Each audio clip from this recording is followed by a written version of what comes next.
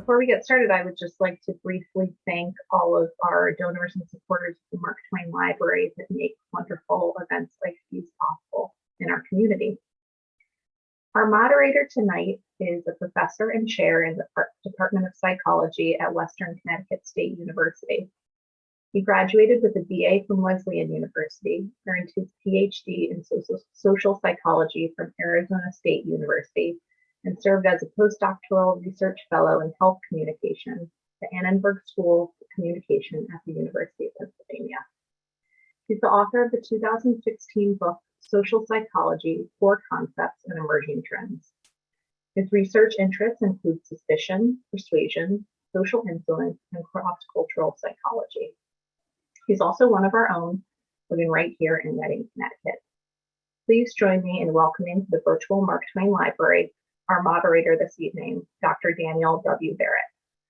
So good evening, everybody, and welcome to another event in our series of conversations on truth, myth, and democracy.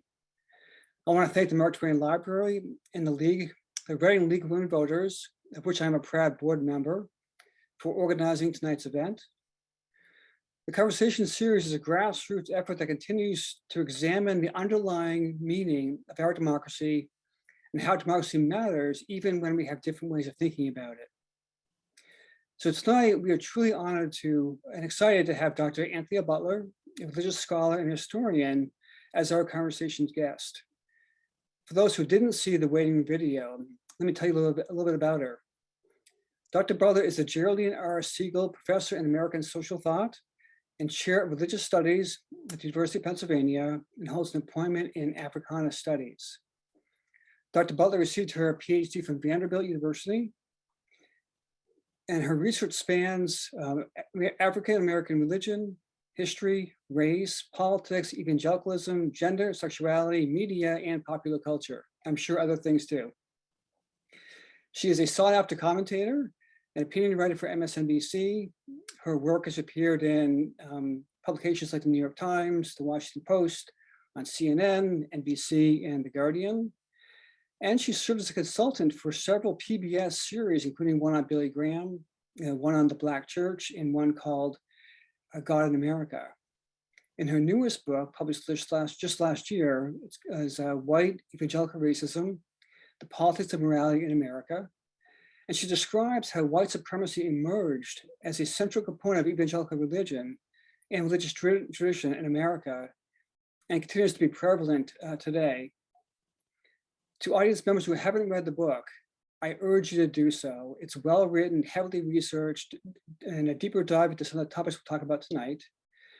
I won't pretend it isn't disturbing, because it is, but it's very well written and researched, and a fantastic book. I learned a lot from reading it and opened my eyes to darker elements in American evangelicalism. So I have a series of questions to get us going, probably more than we have time for, and then we'll turn around 8:30 to audience questions and wrap up at about 9 p.m. But before I start the first question, I want to mention a couple of connections that you and I have. The first is that I spent a couple of years at Penn, at the Annenberg School for Communication, as a postdoctoral fellow, so we have that in common. I loved Philadelphia. It's one of my favorite cities in the world. The second is that we share a friend in Sarah Posner. Sarah and I attended Wesleyan University together, and really? I noticed that you thank her in your acknowledgments in your recent book. And for those people who don't know in the audience who Sarah is, she's an attorney turned journalist who has written many articles and a couple of books on the intersections, religion, politics, and money in America. So, a little fun fact there. Well, it is a fun fact. You should have started there. If you have told me that, I would have given you the perfect intro thing to talk to me about. Do you have a story to tell us? I do have a story to tell you, and it actually connects to the book. Okay. I met Sarah Posner when I was on leave at Harvard Divinity School in 2008. Why did Sarah Posner contact me? She contacted me because she was doing a piece in Salon on Sarah Palin. That is how we became friends. And so we had a big discussion. And one of the things she said to me was, well, there's this other scholar who said that Sarah Palin is an evangelical. I said, oh, no. Sarah Palin's not an evangelical. She's a Pentecostal. An evangelical woman would have asked her husband for permission to be the vice president. A Pentecostal woman like Sarah Palin said, I've been asked to be the vice president, and I'm going to be the vice president, and you all are just going to come along for the ride, which is exactly what she did.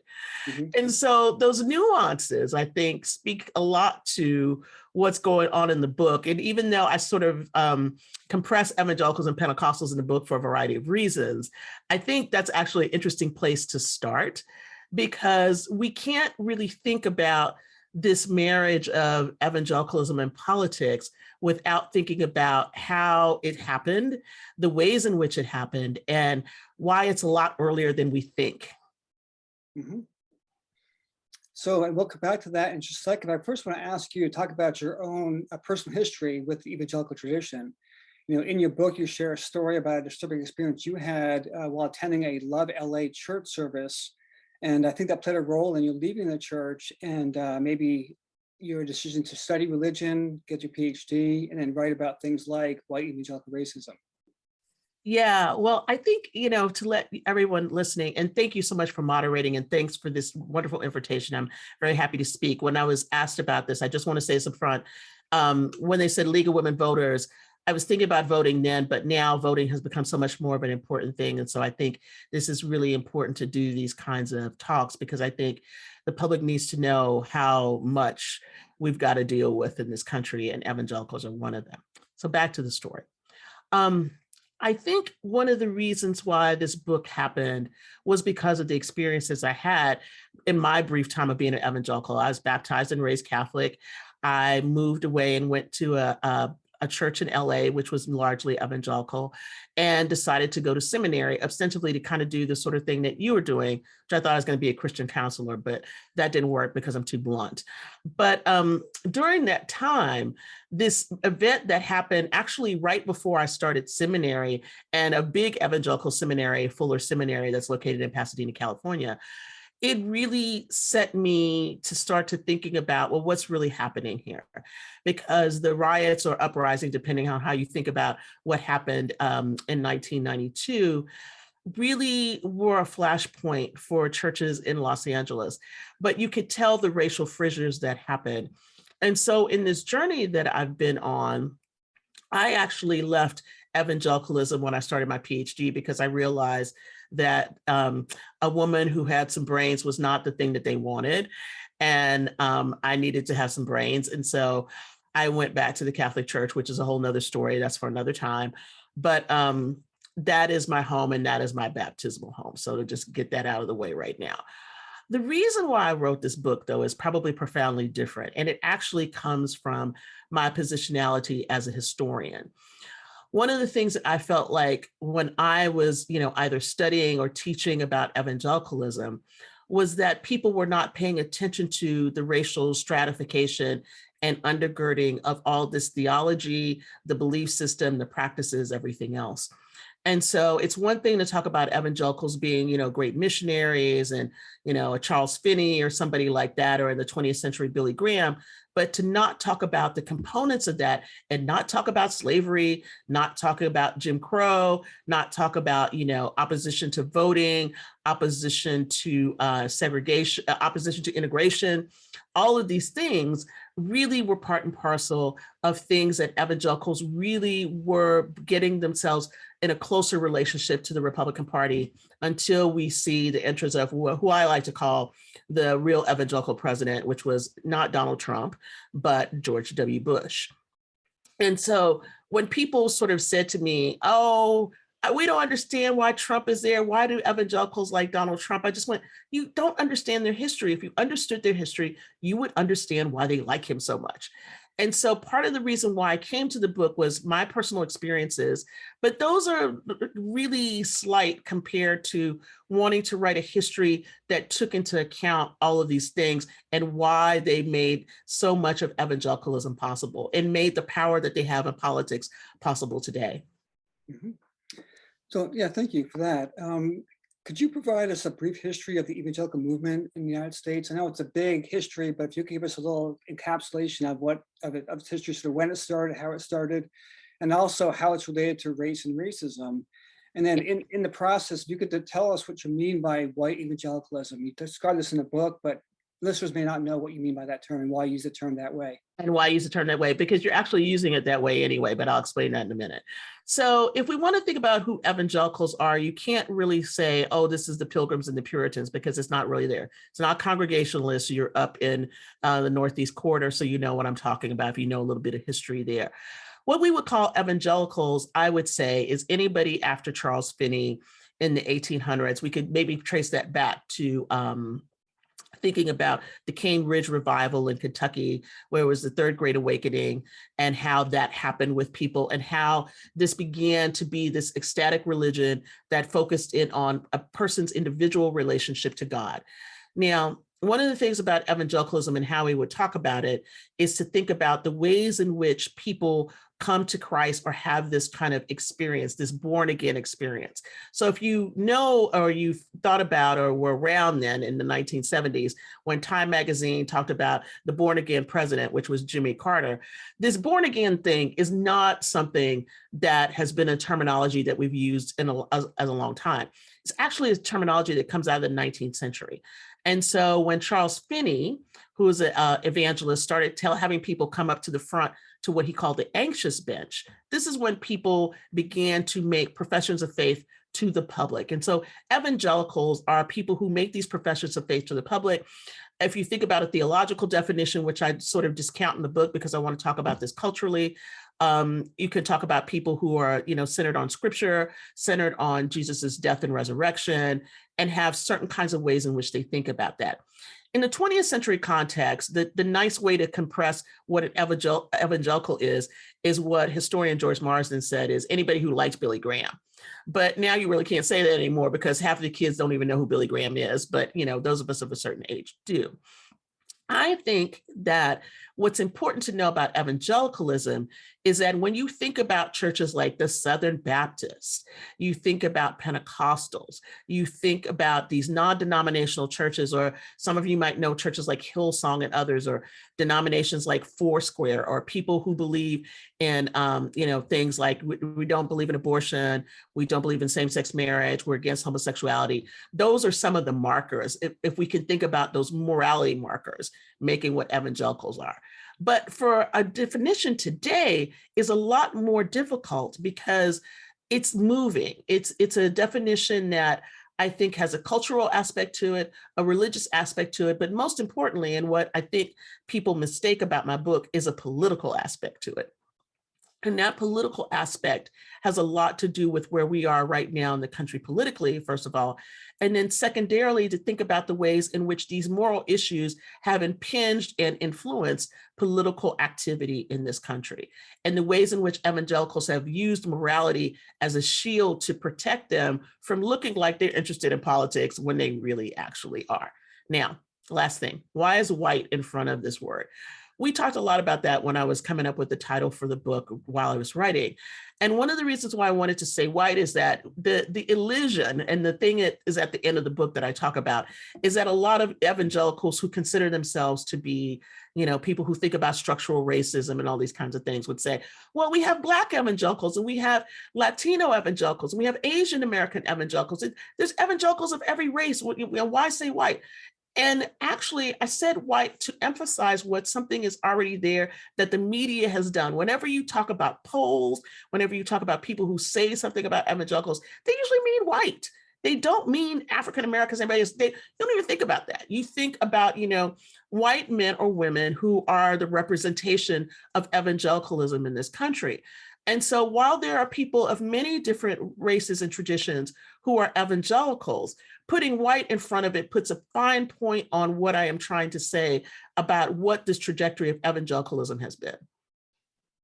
Yeah, that's really, really interesting. Going back to history just for one more second, then we'll come back to the present time. So what's the relationship between evangelicals and slavery? A lot of people think of the evangelicals as being anti-slavery, pro-abolition, but that's not really the case. So could you talk a little bit about that? Not. One of the things I say in the book is, racism is a feature, not a bug of American evangelicalism. And so while you have people who were involved in the abolitionist tradition, you also had slaveholders. You have to understand, why did churches break apart? Why did the Presbyterians break apart? Why did the Methodists break apart? Why did the Baptists break apart? And you have the Southern Baptist Convention. It was over the issue of slavery and how biblical interpretation happened. And so for many of these evangelicals who were great Bible-believing people, they did not believe that, enslaved Africans were real human beings.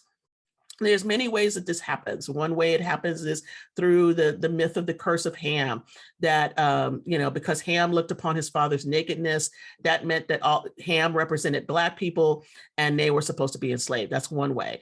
There's another kind of thing that's not so well known, which is called Polygenesis, which you have the two creation stories in Genesis.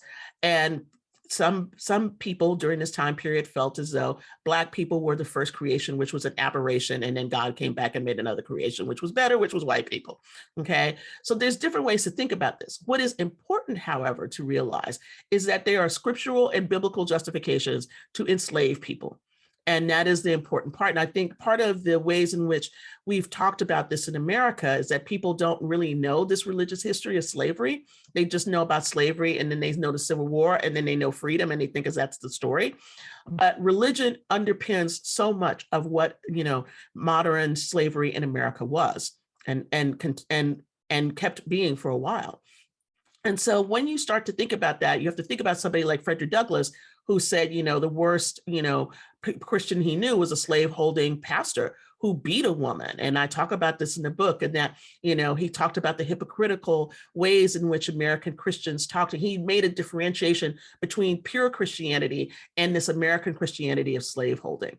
So I think it's really important for people who are listening who have not read the book to understand that even though you can think about, why would we say this about evangelicals? One of the things I track in the book is, from slavery to Jim Crow, to the violence of the KKK, to the ways in which we think about law and order, to the opposition to integration.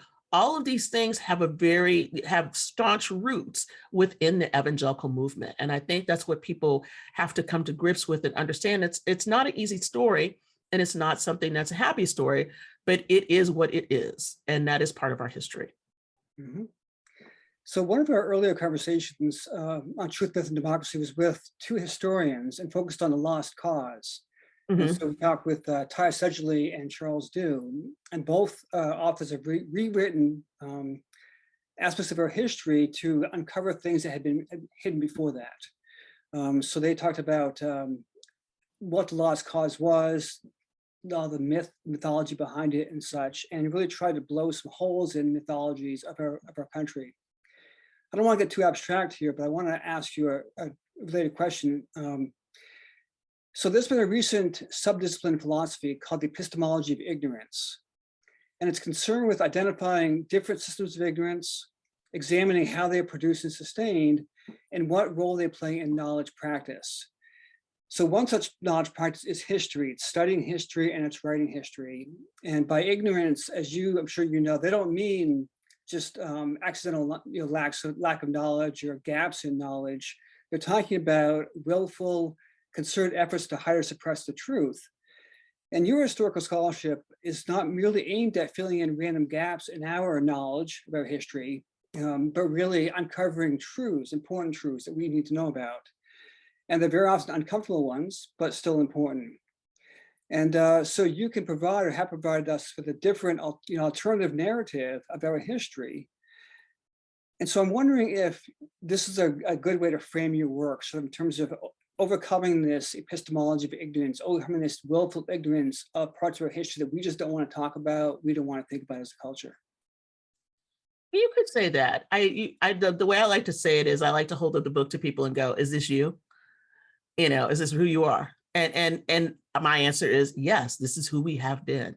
And I think that one of the things that I have to say in this epistemology of ignorance is that there are a lot of people who are making money off of the epistemology of ignorance. In other words, they're writing histories that are just wrong. I can think about somebody like David Barton, for instance, who's an evangelical who spent a lot of time writing about the founding fathers and making up all these stories about them and reading history the way that he would like to. I mean, I think this, you can see this in full bore right now with everything that's happening with, critical race theory, and how, what it was in Florida the other day that said that basically there's some kind of law that was coming down that so that white children and white adults don't feel bad about what they learn about history. And I'm just like, for real, like we've been feeling bad for 400 years, like join in, everybody, every nation has something to feel bad about that they've done, right? But I think this way of trying to get across the truth for me was about writing a narrative that hadn't been written about in evangelical history. Many evangelicals themselves have narrated this history in certain kinds of ways. And they did that in part because they wanted to be part of the academy, first of all.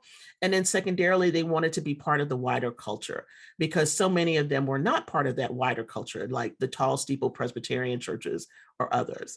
So I think it's really important to understand that where my book sits is as a counterpoint to these other histories of evangelicalism that fill in the gaps in the places that they don't want to really talk about at all.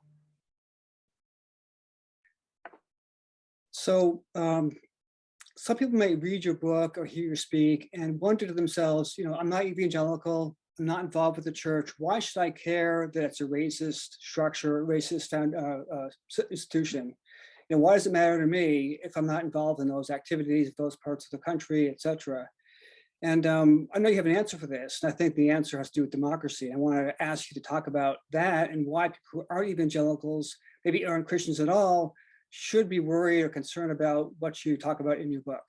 You should be really worried. And you should be worried on so many levels. I don't even know where to begin to start. But let's start at the top with voting. One of the stories I tell in the book is about Paul Weyrich, who says in the late 1970s, I don't want everybody to vote. That is not something that everybody should be doing. We need to think about this goo-goo kind of thing. Let's get rid of it. He actually calls it that and says, we need to make sure that certain kinds of people don't get to vote. So we're talking about voter suppression right now. Lots of evangelicals are in on that. That's number one. Number two, Roe versus Wade. What have they been working on for the last 50 years?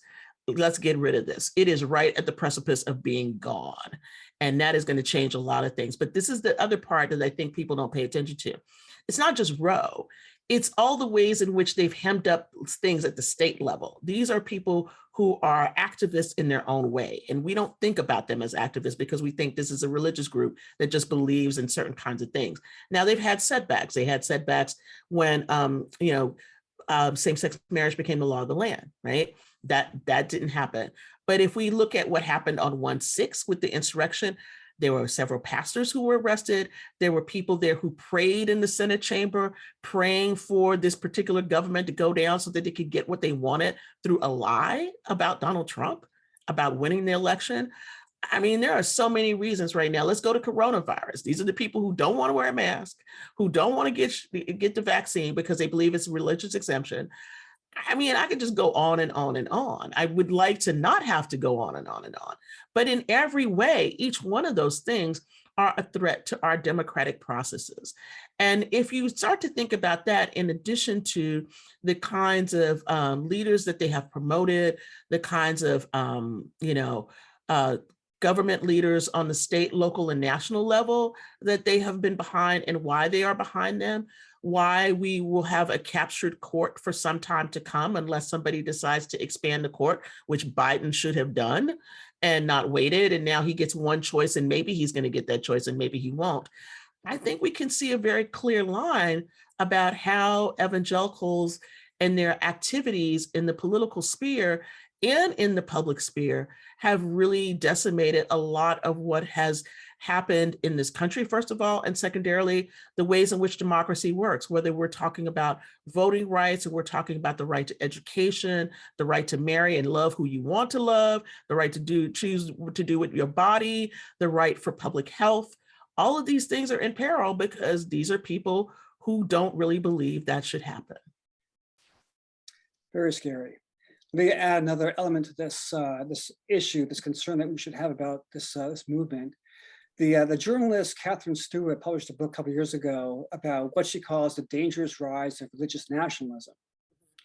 And to simplify, maybe you've read the book, she argues that for many influential politicians and religious leaders, religion has become a tool for domination and for control.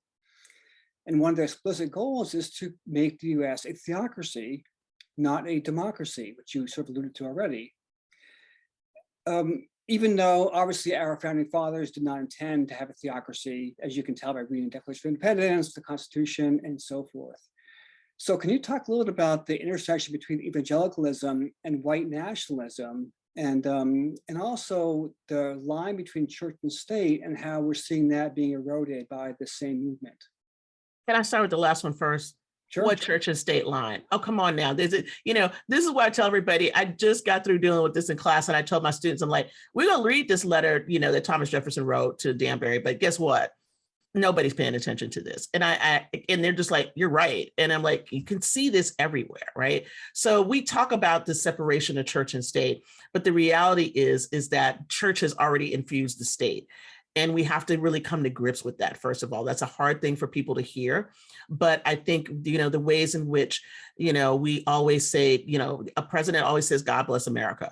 Or you have certain kinds of political actors, whether we're talking about senators or Congress people, saying certain things and making sure that you have these religious leaders around. Most people forget, and I think this is really important to say this, that 1/6 did not start on 1/6. 1/6 started the month before, when they had a huge Jericho march with a bunch of religious leaders who were already inciting everything that happened and were already primed for this. And so I think it's really important to understand that the nationalism and religious piece really fits in with this theocratic piece that is very important for people to consider, that, while you may have thought in previous years that, just having that flag up in the church or something like that was benign, for other people, it was really an important piece of how they think about the nation and how they think about God has a purpose for this nation and what God is doing in the nation. And so, I'm going to bring this to fore because it's not in my book, obviously, because it just happened. But when we talked about back in November, when the general said, this needs to be a Christian nation, it should be only one religion, and it should be a Christian nation. There's been talk like this for years. It just happened to seep up into the main sort of media sphere during this time period, because there have been people who've been saying this all the time, whether it was about how we dealt with the nation of Israel, the ways in which they see this as being sort of a last days kind of thing where America has to protect Israel, and certain ways in which we behave, or the ways in which you think about nationalism being not just about Americans who are born here, but about keeping people out. And that's the other part of this, is that this kind of religious nationalism has also folded into a way in which immigration is, pushed aside, where we want to be internal and close our borders. All of these kinds of things that happened in the previous administration before Biden's is part and parcel of how that evangelical nationalism came about. So on 1/6, it was not that hard to get people to say, oh, this was not bad. This was just a bunch of people going to the Capitol or whatever, because they saw it as something that they needed to do for the nation, that the violence didn't really matter, is that God wanted them to do it. And so I think one of the things that we have to start to consider is, while we have talked about other religions this way, we don't talk about Christianity this way. And Christianity can be just as violent as anything else. Yes, so let me just change the topic just a little bit. And, it's no secret that over the past century, Americans have become, less religious with capital R, less likely to attend church, less likely to believe in traditional religious authorities. And one might argue that evangelicalism, since it's risen, expanded in 20th century and 21st century, was a reaction against secularism. But you could also think about it as maybe it's a cause of secularism. That is the evangelical movement, because it's so focused on money and power, and lots of Americans see this, actually driving people away from the church and making the country inadvertently, from their perspective, more secular. Yeah, I think for evangelicals, while the numbers we know from the polling perspective, the numbers of evangelicals are getting smaller because of age and all of that. I think part of what's happening is, while we have the nuns, we also have people who have sort of these Christian kinds of beliefs who wouldn't call themselves evangelicals, but they are locked into their sort of political beliefs. And so I think that's kind of the space where I would love pollsters to start pulling people on, because I think that's a really important piece. If we look at a lot of what white nationalism is right now, they're not explicitly religious people, but they associate Christianity with nationhood. And so that's really important to sort of tease that piece out and understand that while we might see a way of secularism in a way, what has made these kinds of groups like evangelicals stronger is that they have something to bounce off to and react to, and to retrench and to hold on to power much more tightly. So let me ask a follow-up then to that question. So we know that white nationalism is connected to religion, in this country. And we know that these white nationalists, evangelicals, are all at least explicitly pro-Israel, as you just alluded to. But yet, when we look at anti-Semitism in this country, where do we find that? We find that also on the right. And so there's a paradox there. On the one hand, they say Israel, Israel, Israel. On the other hand, there's this fundamental underlying anti-Semitism there. So can you kind of comment on that? Maybe help us figure out how this can I happen? can say it to you in one easy sentence. They want Jews to become Christians. I mean, this is about, what does the word evangelical mean? It's like evangelion, to spread the good news, right? They want people to convert. See, this is the question that I asked everybody. I'll tell the story. I visited Israel back in 2009. One of the questions I had for the people I was with was, you're like, why are you making friends with all of these people? They just want you to become Christian. So this is for protection. We get a lot of money, we get a lot of infusion, everything else. But I'm like, at the end of the day, they don't want you to be you. They want you to be them. And so this whole thing is about, how they see this end times narrative playing out with Israel, that Israel has to, come to Christ. It's not about, supporting Israel for the sake of supporting Israel. It's about supporting Israel for the sake of this story that they believe to be true about the end times. And so once you get that in focus, then you can understand why all the rest of the stuff is happening. So when you get an organization that John Hagee started, for instance, Christians United for Israel, CUFI, all of that is about how can we convert people? How can we get them to our side? How can we establish ourselves there in Jerusalem and in Israel so that we have a space there? So when Jesus comes back, we can be ready. So there, this from Sarah's writing, there's a whole group of people that have moved there and have been living there for years, evangelicals who run prayer groups and all of this stuff, who've been there in Israel for years doing this kind of work. And so that, in a way, has supercharged this whole story, because it's not just about, America, but it's about America's link to Israel and what that means in biblical prophecy and all of these kinds of things. So for the people who are real theocrats, this is part and parcel of the thing that they always talk about. And you can always tell it, because it's gonna be a big piece of this. At the same time, and this is what's the hard part is, at the same time, there's a huge anti-Semitic strain in this. Oh, they make too much money. All the things that that are all the anti-Semitic tropes, those things come out and they never get called on it. I mean, the other thing I think, to me, if I were Jewish, that would just bug the heck out of me is all of the shofars and the prayer, and all the accoutrements of rabbis and things that they used to pray with, and they're not Jewish. It's like this appropriation that always happens that just makes me crazy as a religious studies scholar to watch how those things are taken and used by evangelicals to give an imprimatur to what it is that they're saying and doing.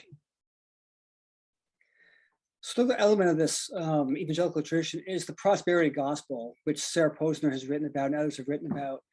And we see that preached across the country. And one of the elements of it is as people who don't know what this is, they ask their congregants to tithe enormous amounts of their money, which would be okay if they had that money to give. But in fact, they're asked to give money to the church before they pay their rent, before they buy food, even if they have small children at home. Yeah. Church Comes first, and then rent, and then food, and other things like that. So can you talk about how this prosperity gospel is related to the evangelical movement? Yeah, it is very much so. It comes out of Pentecostalism, used to be called the health and wealth gospel. In the late 80s and early 90s, it's changed to the word prosperity, okay?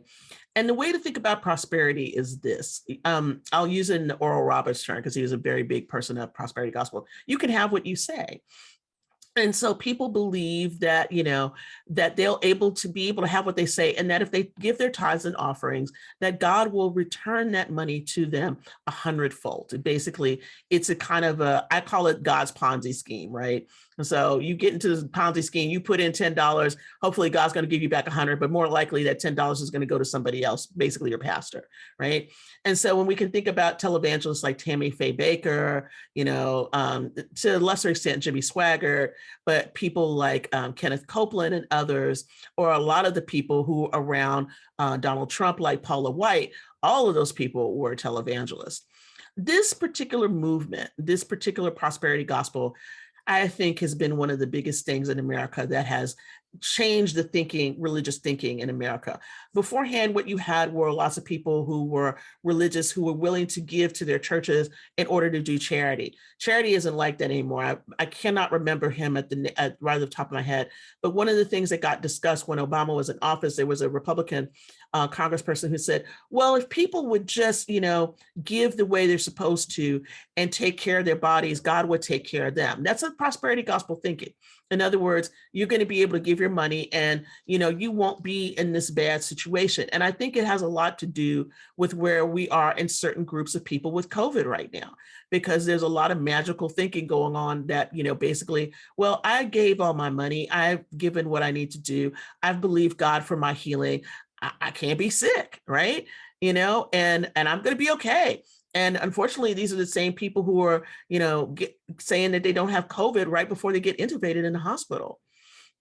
So I think this prosperity gospel thinking and the ways in which prosperity gospel has not just preyed on the poor, but, the middle class too, is a really detrimental thing that pairs up right with this capitalistic notion about what people are supposed to be doing and how God blesses them.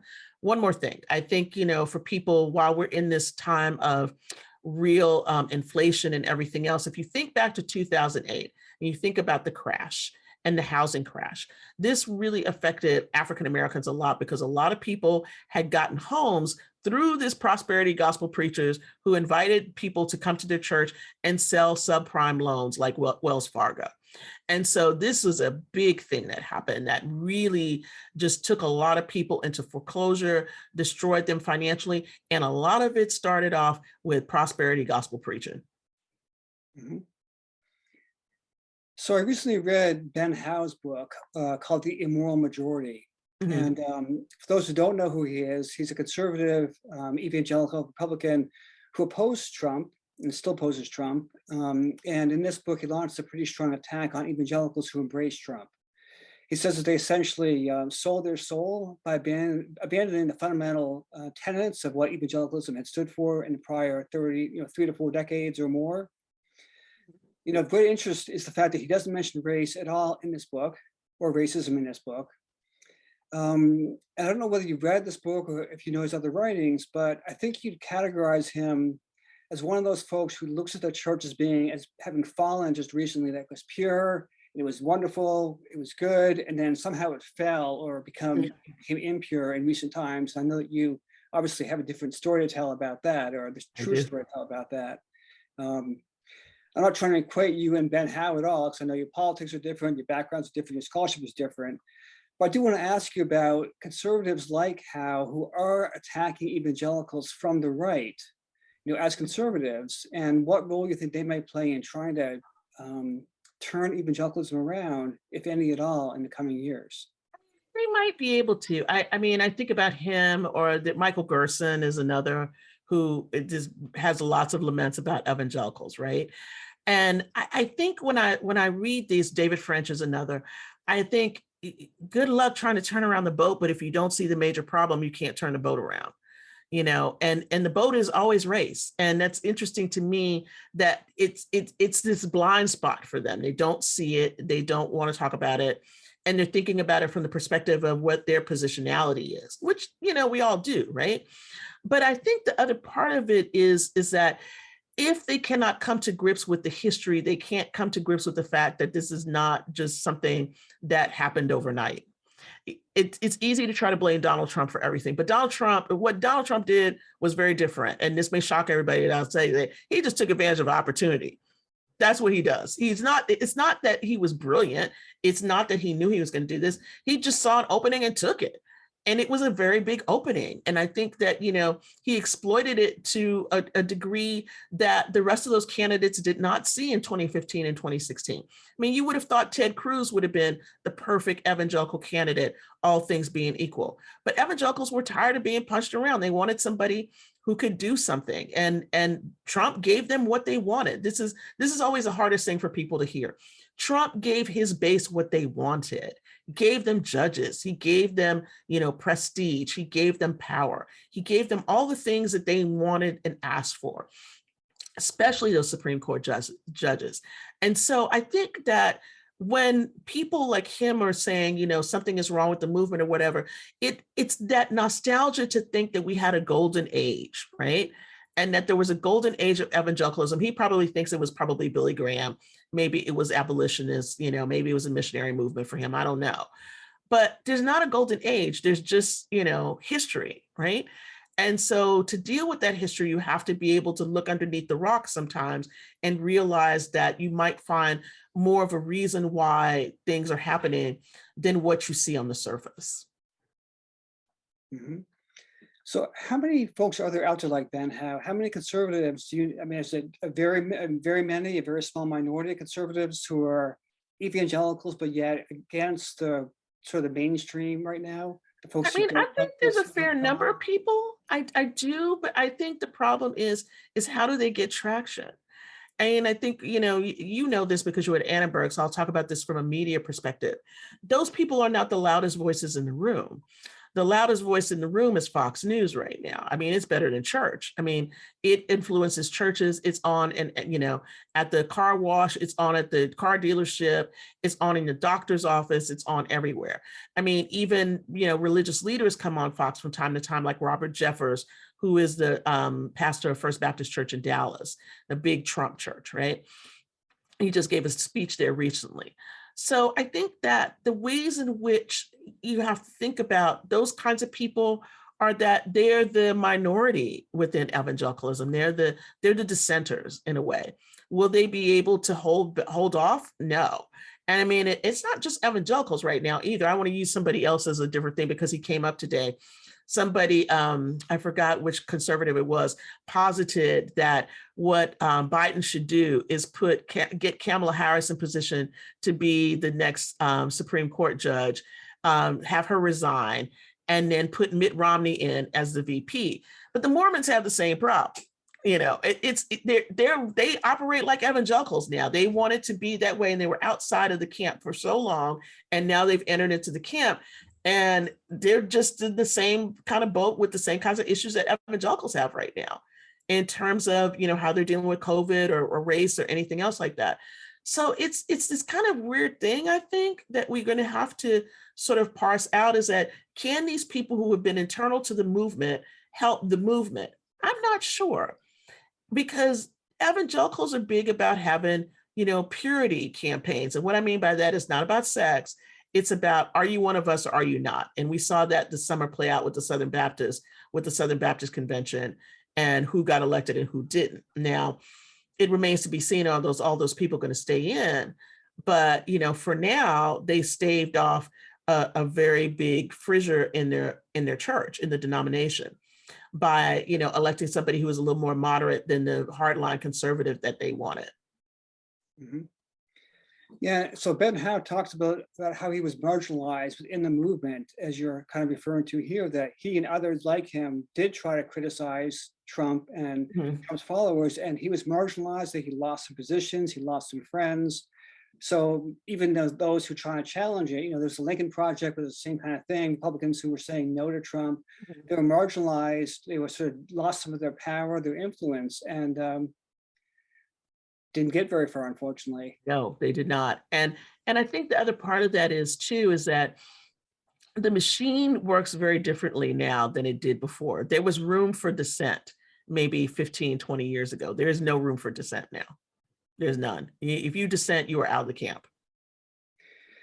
Yeah, and that actually leads to my next question, which is about polarization a little bit. So in our last conversation, we had William Galston and Yuval Levin on, and we talked about polarization in America, what the causes were, how serious is it, what are the effects, and how we can overcome it.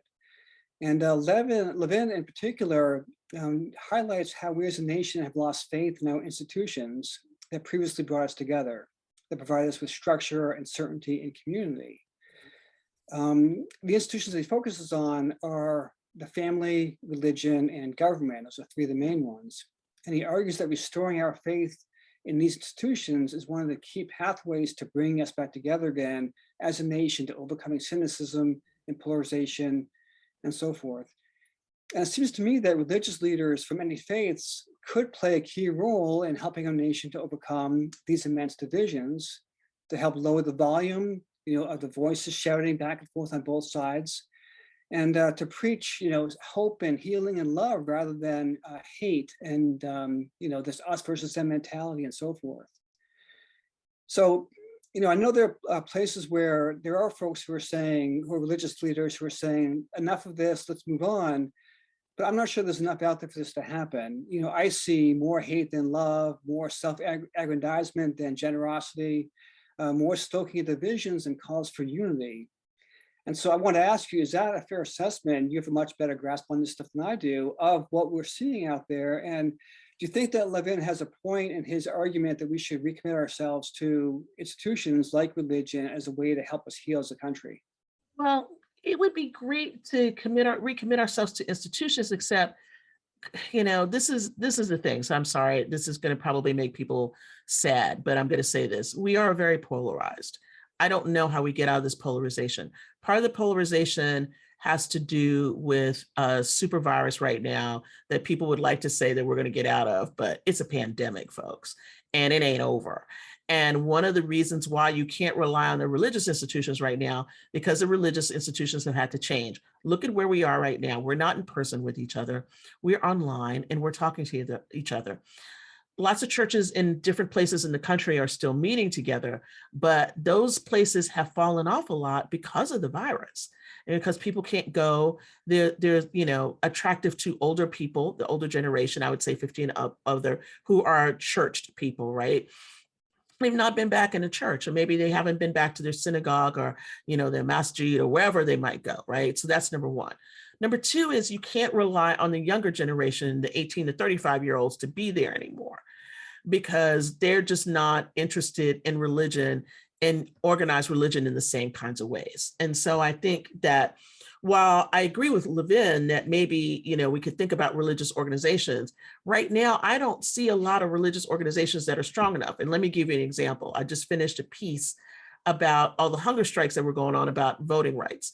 There were a group of Black pastors who did a week-long hunger strike. Did you know this? You probably didn't. See, because I did not know that. No. You didn't even know. You see, this is what I'm saying. In the past, you would have known this because it would have been all over these 25 Black pastors decide to, starve for a week so that they can get this. You didn't know that there was a African-American, civil rights leader who has a serious show, and Joe, I'm forgetting his last name right now, that had his hunger strike for 75 days for voting rights. Religious man. You didn't hear any of that.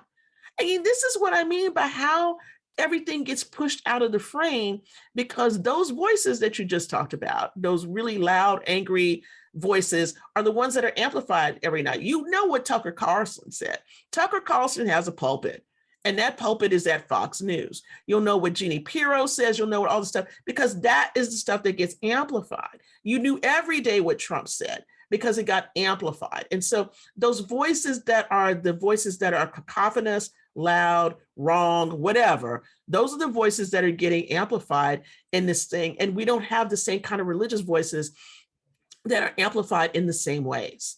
And I think that's part of the problem. It's like where you want to have religious organizations come together and do this, I think we also have to say that just as much as we think government is weakened, religious organizations are weakened too. And they're weakened in different kinds of ways, whether that's been by the virus or by, less money coming into the coffers, people who are not willing to be on the front lines to talk about certain kinds of, injustices. And, I can talk about this from the perspective of Catholicism. Look at the, U.S. Conference of Catholic Bishops. There's a whole bunch of stuff going on there, and most of them are very conservative. They are right in a line. They don't sound any different than the evangelicals. So, I mean, this is where we are. It is not a good place, folks. I'm not here to spread good news, I have to tell you. No, that's why I said your book was disturbing. It's not good news at all. It's not good news. It's important to know, but it's not nice to know, in a sense. Yeah. So let me just broaden the question, the discussion just a little bit. And so what parallels do you see, what connections do you see between evangelical racism and racism in non-religious domains, in this country? So we can talk about the justice system, as Michelle Alexander has written about, or voting, as Carol Anderson has written about and others have written about, or more generally, the racial caste system that Isabel Wilkerson has written about. So can you kind of put this in a perspective of all these other bigger, or maybe not bigger, but just different or external forces that are they've been going in the same direction. They're still very racist. They've been racist since the beginning, essentially. And kind of where these are all moving forward in parallel, or how they're moving forward in parallel. Yeah, well, we could think about Michelle Alexander's book. First of all, I mean, the prison industrial complex for evangelicals is big. They've been into law and order. I mean, I think where I can say exhibit A for this is a very different thing. Let's see what Kyle Rittenhouse just did. He got off for killing 2 people. Okay. Where is he speaking now? Churches. They gave him money. It was a religious organization that raised over $1 million for him. Okay, for his defense and all of these things, because that was about law and order. I think one of the things that we don't talk about a lot with evangelicals is to talk about the ways in which they are clinging to their guns, God, and religion, just as much as Obama said that they were back then, probably even more so now. And I think that's a big part of this, is that's driven by fear. And so we have to really think about mass incarceration and the ways in which that is spoken about for evangelicals, not all, but for some, that is very detrimental to that. If we want to talk about caste system, I think more about immigration here, and the fact that, evangelicals are very much about closed borders. And if we can see what's going on in Texas right now with Greg Abbott, with the theater that he's been doing on the border, with all of this, Texas is another real intense Bible Belt state, and he has a lot of support for what he's doing there with immigrants. This is the conundrum for the Catholic Church right now, is that they know that those people who are coming in, a lot of them are Catholics, but they don't know how to deal with this anti-immigration sentiment. And I think this is a place where personally I think that Joe Biden could be doing a lot better. If we think about this, I forgot the third book. Oh, Carol Anderson's book on voting. I mean, the voting, that's the gerrymandering that's happening right now, and the support for this in the state legislatures is amazing. The carving up of the maps is something that is really supported by all these people. And I think the other thing, if you want to understand my book in a different way, you have to understand this. Evangelicals have been part of school boards, part of local and state governments for a long time. They have put themselves there for this work explicitly. Okay. So the banning of books, all of these things that are happening right now, where certain books are being taken off the shelf. I saw Mouse was being taken off the shelf. I mean, I'm like, hello, this is about the Holocaust. They said it was because it was a bad word. I'm like, there's one cuss word in the whole book. How can you say this, right? This is about, what people should be learning about. But again, it's that regulatory impulse for evangelicals to put their moral stamp on everything. That is the problem right now that we are having with all of these issues, because their moral stamp is about law and order. Their moral stamp is about, racial purity. The moral stamp is about how do we keep certain people that we don't think who are like us from voting.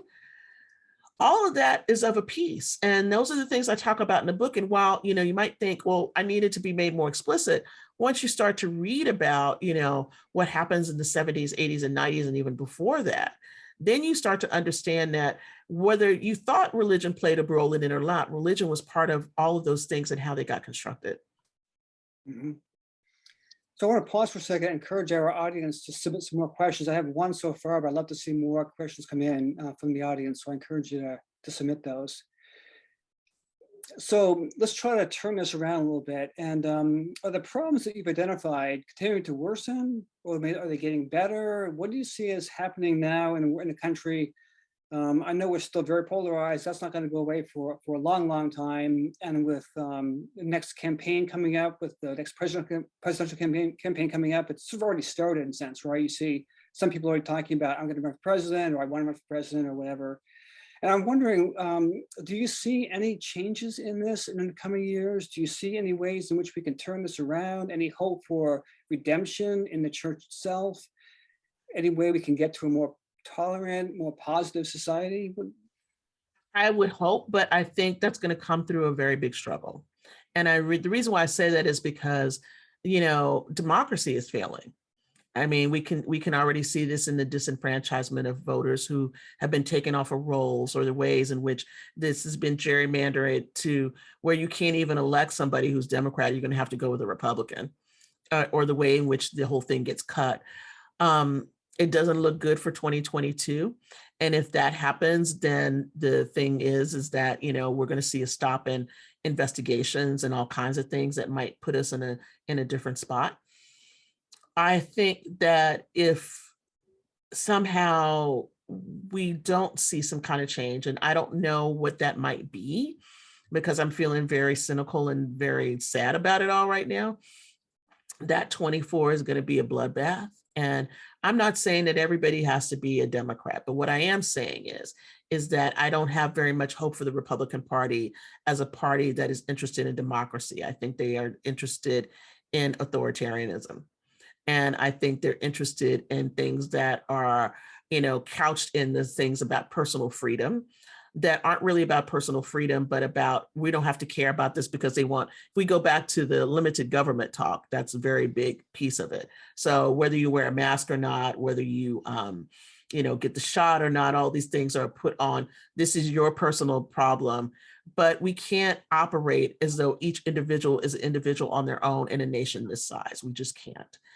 And so I think that this is a perilous time for us. I think people need to really be sober about what is happening right now, and to realize that we are on the precipice of losing this democracy. And if we lose this democracy, you may have a theocracy that you do not want to have. I mean, I don't like to think of The Handmaid's Tale or anything like that as what will happen in this country. But I think there will be definitely a narrowing of the freedoms that lots of people have in this country. And I think that if this happens, this entrenchment happens in the next 4 to 6 years, we will be in a bad situation for about 25 to 30 years. Mm-hmm. So let me turn to a couple of audience questions now. I've got a couple more I'll add on a little bit later on. It's kind of in small print, so I got to squint for a second to read the question.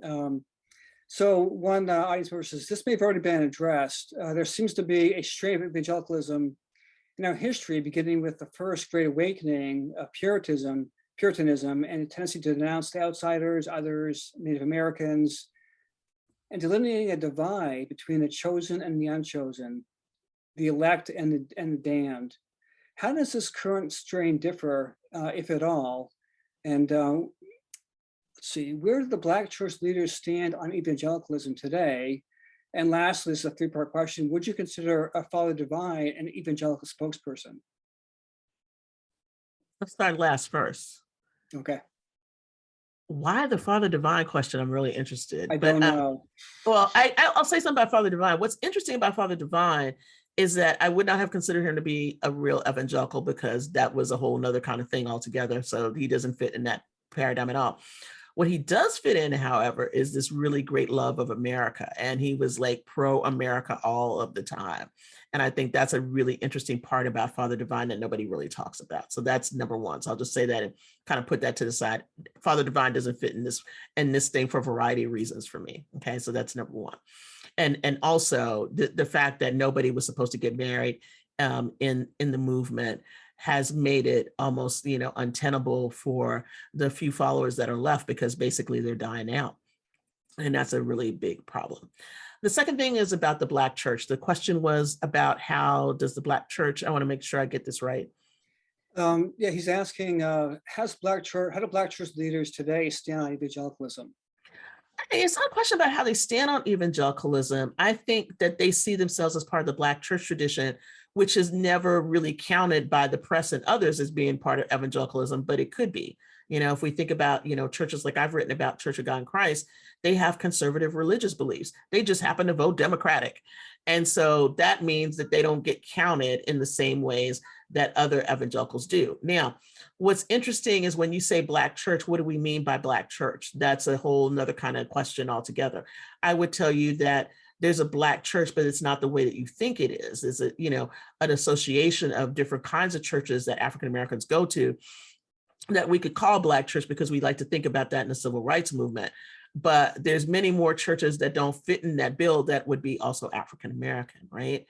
And I think that we have to start to consider that there are people who have these evangelical belief systems. There are African Americans who are in, predominantly interracial churches right now who consider themselves to be evangelical, who have some of these same voting problems. I mean, they are the same kind of thinking that white evangelicals do. So I'm thinking about people like Darrell Scott and others who were around Donald Trump during his 4 years in office. And I think that for those people who a lot of them ended up being prosperity gospel people as well, it was about the proximity to power just as much as it would have been about white evangelicals' proximity to power. I think they operate with the same kinds of ideals in mind for that. And then the last question was, let me make sure I got that right. Yeah, he was asking about the Puritan Awakening. Oh, the Puritans, yeah. How is what we're seeing today different from what we saw back at that time in terms of divisions and demonizing the other and those kinds of things? Well, first of all, there's a lot less people. Second, nobody knows what predestination is now anyway. They would just think that they were chosen by God because they're great. They don't have as high of a theology as Puritans do. I just don't think that's the case at all. And then the kinds of polarization that you see is not the same kind of polarization that was back then. Why people came to this country to have religious freedom is one thing, but the ways in which religious freedom gets used now is a completely different way. And I think that's important to point out. I don't think that, let me put it to you like this as a historian. I think what is useful about that time period is thinking about the ways in which the nation was formed. I think if those people were looking at us now, they would go, what the hell happened?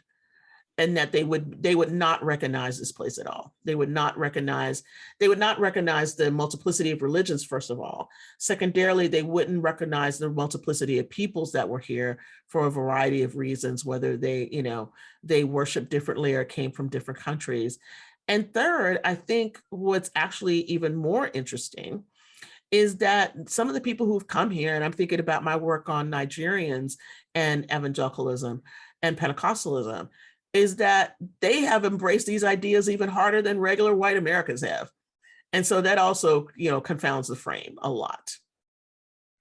So I'm wondering if one other difference, and correct me if I'm wrong about this, is that today these folks are much closer to power than they were during the Great Awakening and earlier periods. They were there trying to influence people, but they weren't there at the seat pushing politicians.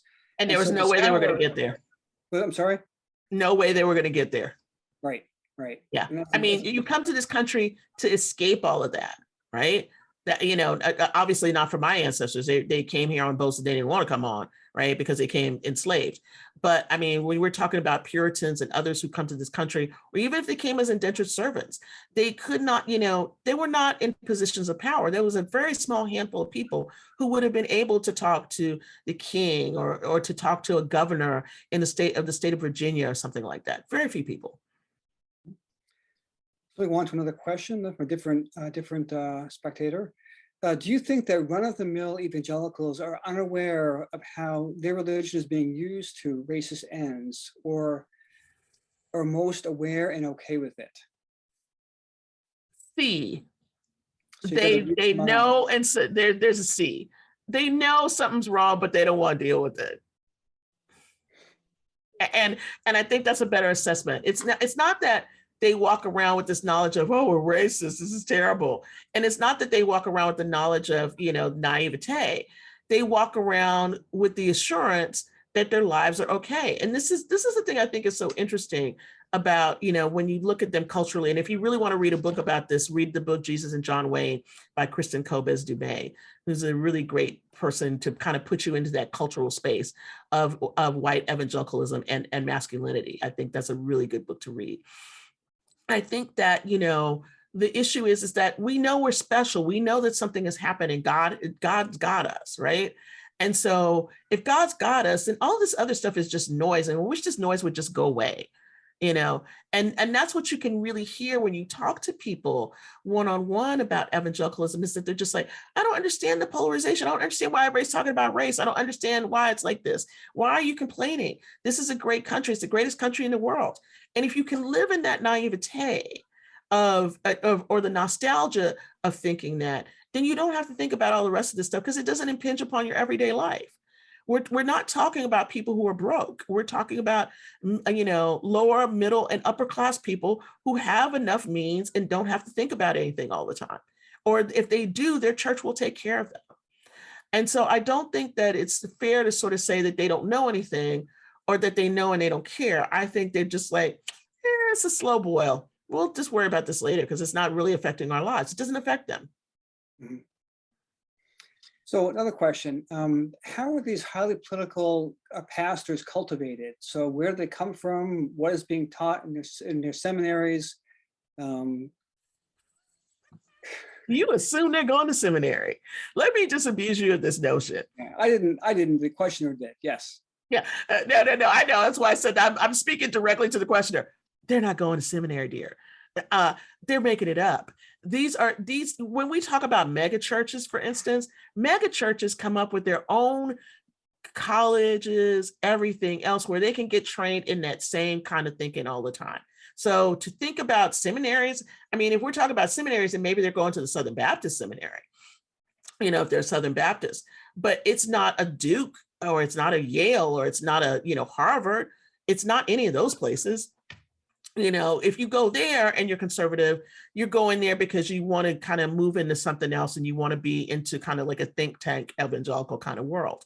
So that's one. I mean, I think that, to think about where they're coming from YouTube. They're coming from Instagram. They're coming from all these places that allowed them to create a platform for themselves. I mean, let me give you an example. I'm going to forget his name, but the Word Network, if you haven't scrolled down and look at your cable lately, go look at TBN, which, got started in the 1970s, or the Word Network, whose founder, who's an evangelical, preached against coronavirus month after month after month since the virus began.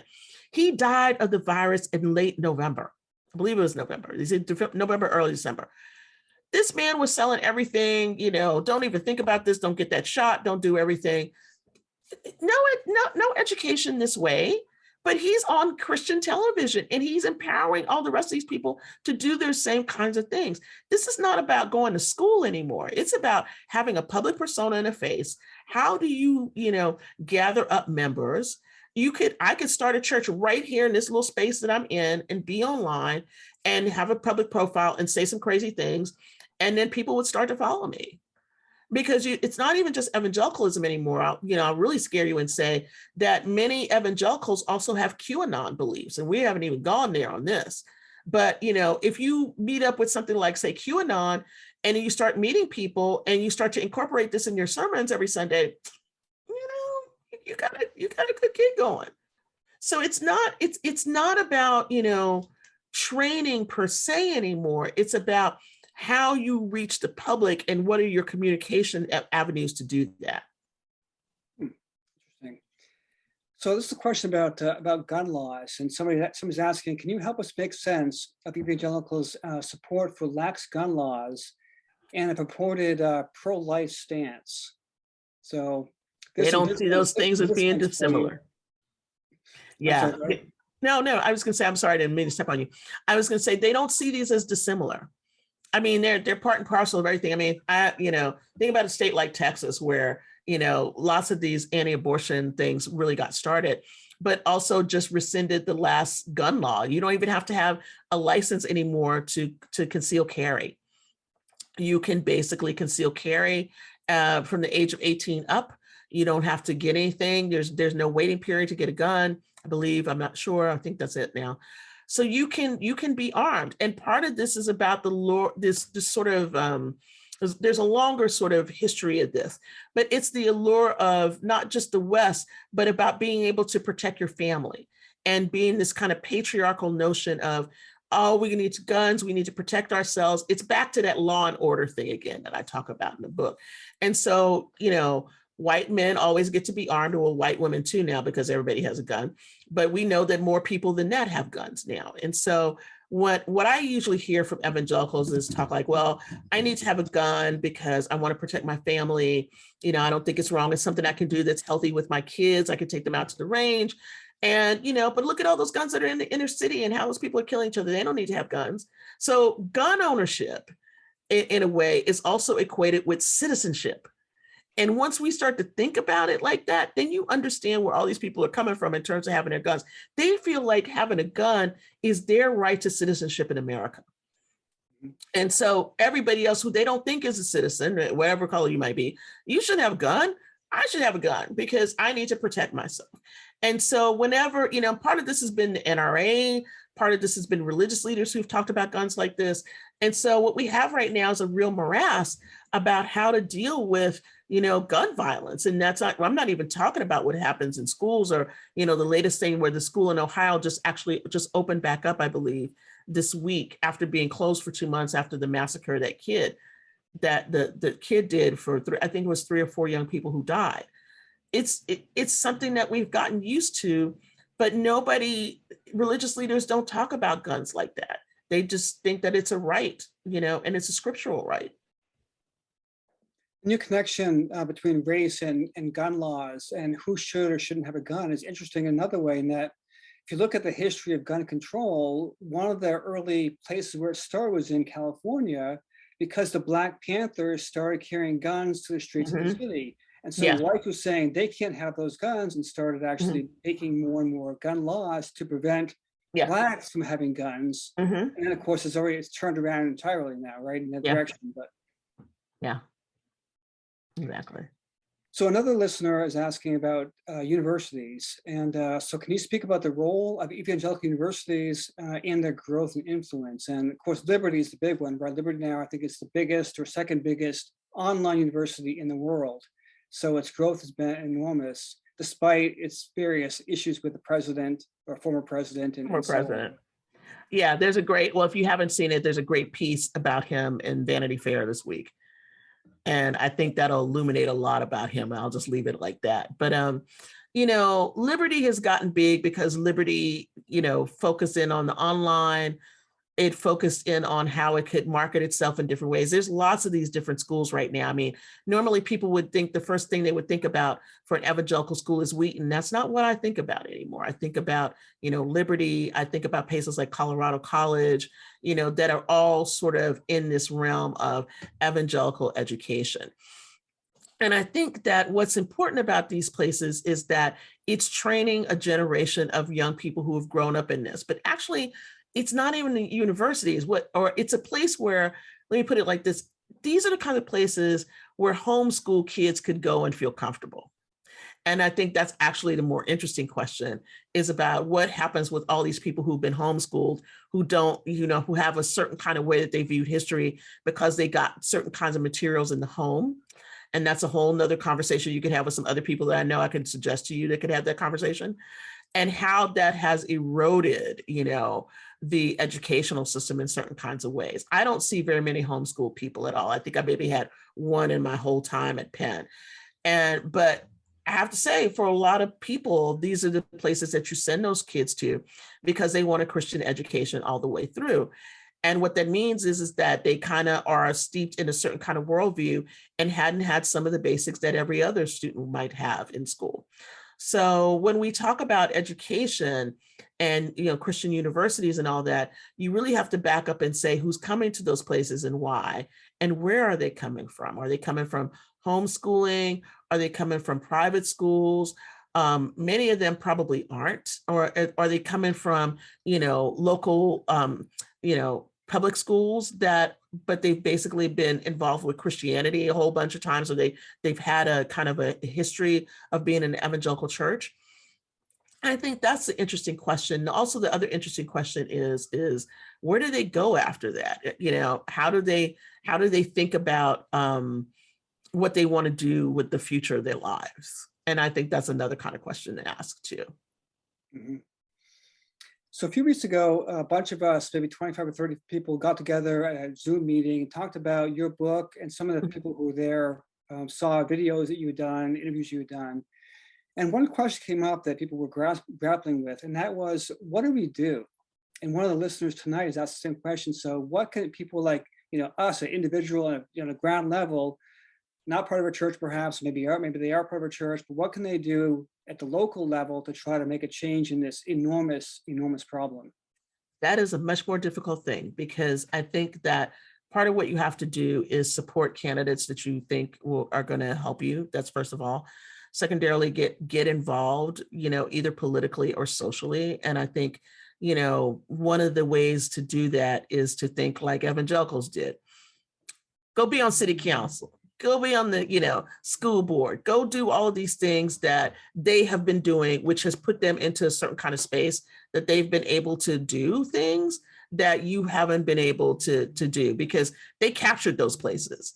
And one of the things that's happening right now, we didn't talk about this, is, how the school boards are basically having problems right now because of mask mandates and things like that. You got to show up to your local meetings, the local public meetings, because this is where a lot of things happen. And those folks show up religiously and complain.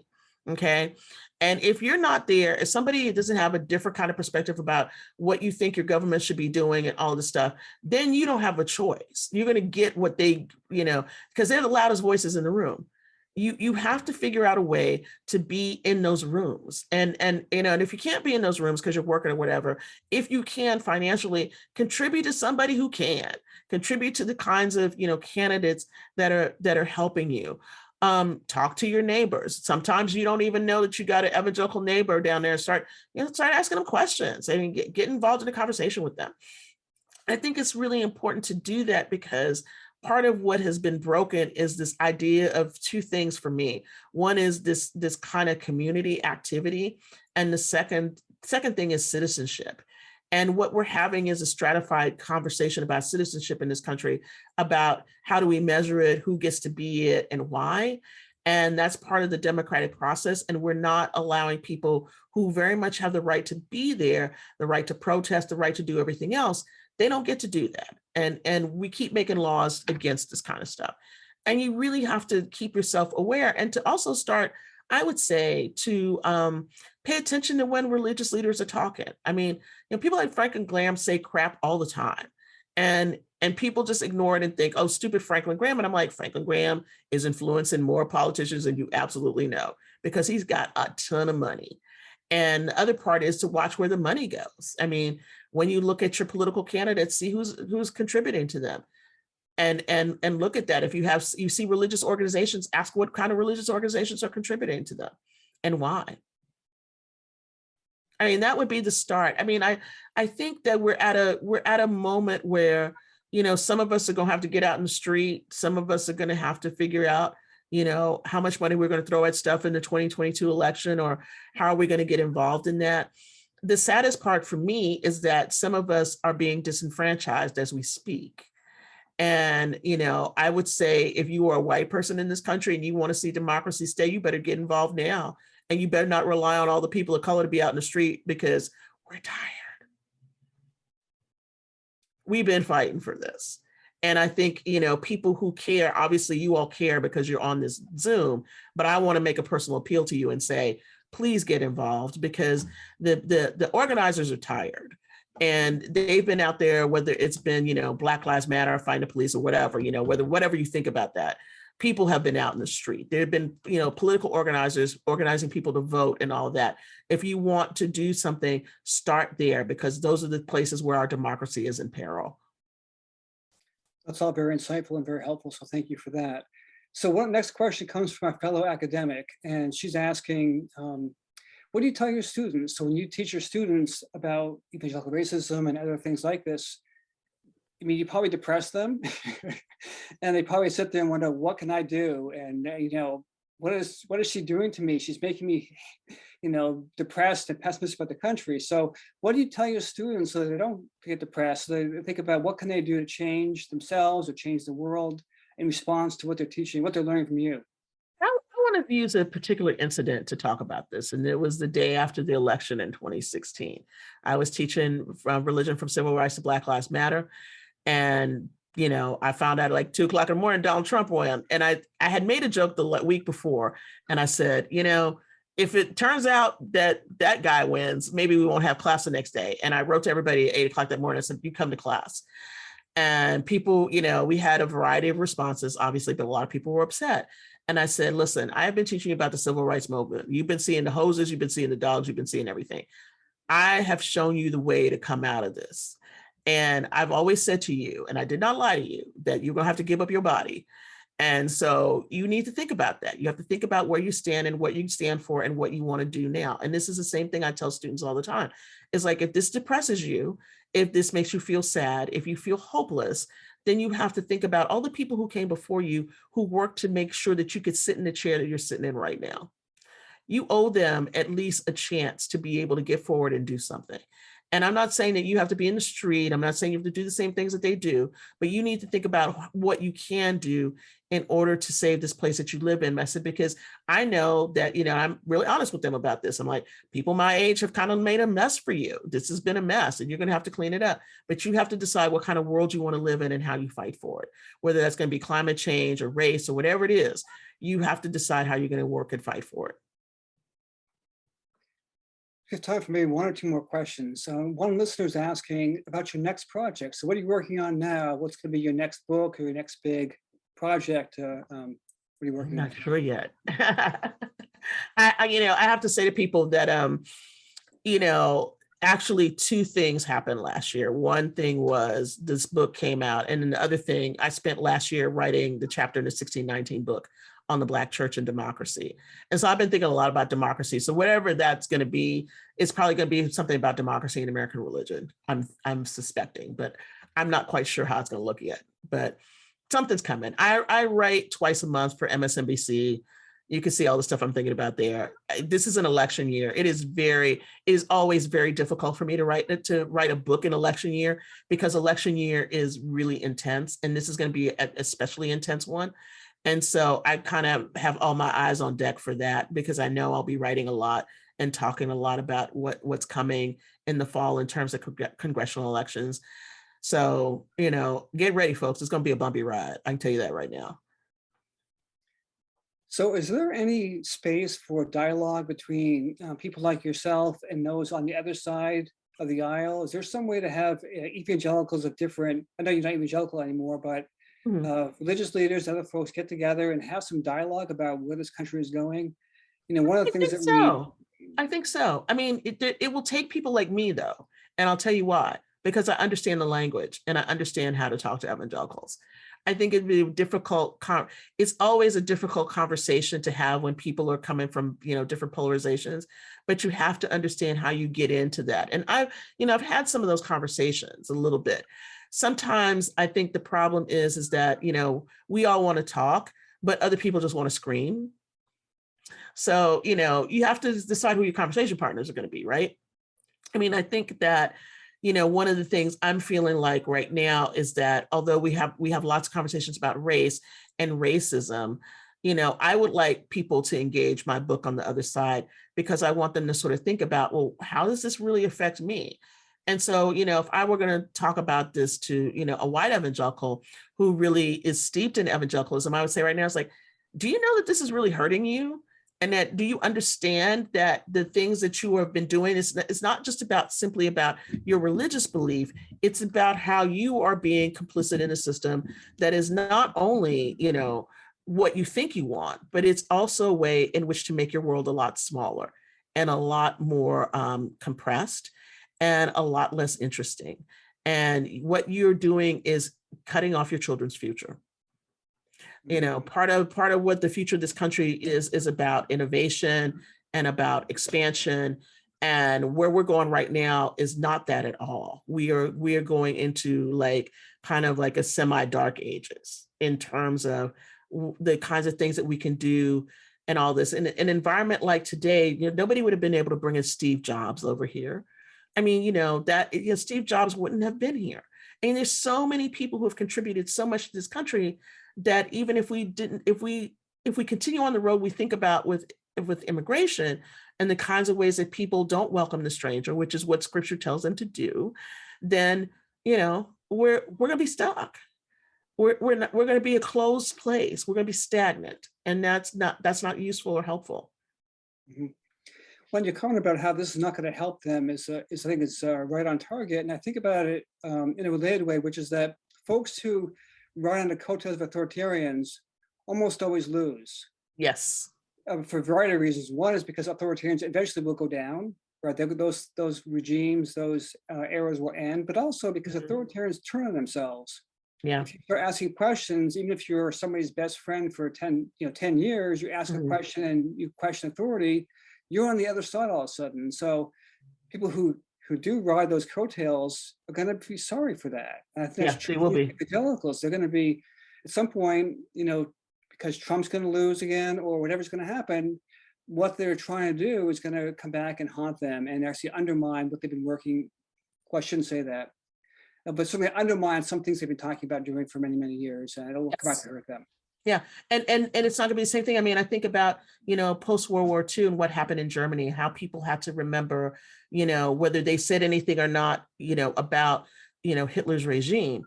And how, the nation had to deal with that. In Germany, they dealt with it by, teaching all the kids, this is what happened, right? I've often wondered if we have something like this happen in America, how will we deal with it? How will we, do we look the other way? Are we going to, make this part of our history? We haven't been able to do with slavery.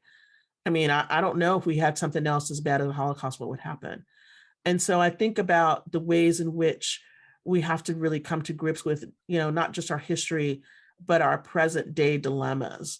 And, for me personally right now, my biggest frustration in life is, not watching how slow this 1/6 thing is happening, because I know that if we get to November and the tide turns, we're never going to know what happened.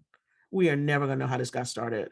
And it's so frustrating. And it is a desecration to just watch those people go through the Capitol the way that they did. And every time I think about it, it just makes me sick to my stomach about all the people that had to clean up after those clowns. I'm sorry, I'm going to say it just like that. And I'm like, I have a lot of reasons why, as a historian and an African-American, I could say I really just, I'm through with this country. But that day was just like, this is a travesty. All the things you've said about what you think this country is and how much you love this country and anything else, you lied. And you didn't care about the founders. You didn't care about anything. You just cared about, you think that this guy should stay in office who's been lying all this time. And that's where I'm like, this is where I think evangelicals are completely deluded. Anybody who's for him is being completely, utterly deluded. So we have time for one last question. And I'm a fan of the Ezra Klein show. And Ezra always asks his guests to name 3 books that he or she or they recommend the listeners read. I'm just going to ask you for 1 rather than 3. So if you could refer or recommend 1 book on this topic, I mean, besides your own fantastic one, another book on this topic that we should read and learn more about these issues, what would it be?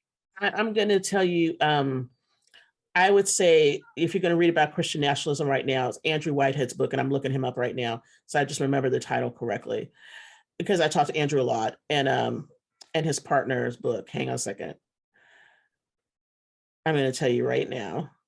I don't usually have titles on top of my head because I deal with so much stuff. Taking America Back for God, Christian Nationalism in the United States. I think that's, for me personally, I'm not even going to tell you to read 1619. You get that. You can read it. It's a big book. But I think Taking America Back for God is a good one to kind of really understand what these Christian nationalists are thinking about, because it has so much to do with democratic process and everything else. I think it's a great book for that. And I think that more people, if you're interested in what's going to happen, I think you definitely need to be reading that. That's my one book.